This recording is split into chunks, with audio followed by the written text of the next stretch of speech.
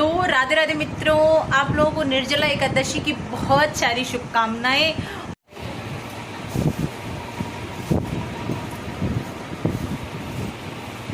हमारे लाला के ना कपड़े चेंज किए जा रहे हैं। तो ये देखिए, ये हैं हमारे लाला के नए नए कपड़े। देखिए, ये रही लाला की मैया, कपड़े पहना रही हैं लाला को। ये देखिए, ये देखिए, ये और एक लाला रहे हमारे ये रहे हमारे गिरधर जी, और ये रहे हमारे छोटू बाबू, और ये रहे हमारे लड्डू बाबू। लड्डू बाबू तो भाई ऐसे मुंह क्यों बनाए हो, गुच्छा गुच्छा से क्यों हो भाई? हाँ, ये देखो, ये है हमारे लड्डू बाबू, और ये रहे हमारे गिरधर बाबू, और ये रहे हमारे मनमोहन बाबू। गुच्छा क्यों हो बेटा? ये देखो, गुच्छा तो नहीं है ना, कुछ है ये। तो ये हैं हमारे मनमोहन बाबू। तो मित्रों, निर्जला एकादशी की आप सबको बहुत बहुत शुभकामनाएं। और निर्जला एकादशी कब से है, कब से शुरू हो रही है, कब समाप्त हो रही है?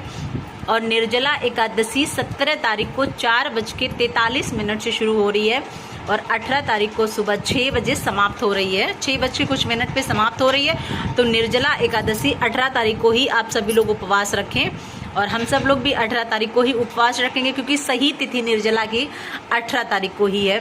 तो आइए आप सभी को हम बताते हैं निर्जला एकादशी का बहुत ही प्यारा सा महत्व। तो आज के दिन इसको भीम की एकादशी भी कहते हैं, भीम एकादशी, क्योंकि इस दिन भगवान भीम ने पूरे दिन निर्जल रह करके उपवास किया था। तो इस वजह से इसको भीम एकादशी भी कहते हैं। और ये देखो, मेरे लाला कितना खुश हो रहे हैं। तो एक बार भगवान व्यास जी जब पांचों पांडवों को धर्म, अर्थ और काम, मोक्ष का संकल्प करा रहे थे, तो युधिष्ठिर ने बोला जनार्दन श्री कृष्ण से कि जनार्दन, आप मुझे ज्येष्ठ मास की एकादशी का महत्व बताइए। तो भगवान श्री कृष्ण बोले कि इस एकादशी का महत्व, इस व्रत का महत्व व्यास जी ही बताएंगे। तो व्यास जी ने बोला कि इस दिन जो ये ज्येष्ठ मास की एकादशी पड़ती है, उस एकादशी को जो भी पुरुष, जो भी व्यक्ति व्रत रखता है, तो उसको साल भर में जो 24 एकादशी होती हैं, वो 24 एकादशी का पुण्य प्राप्त होता है।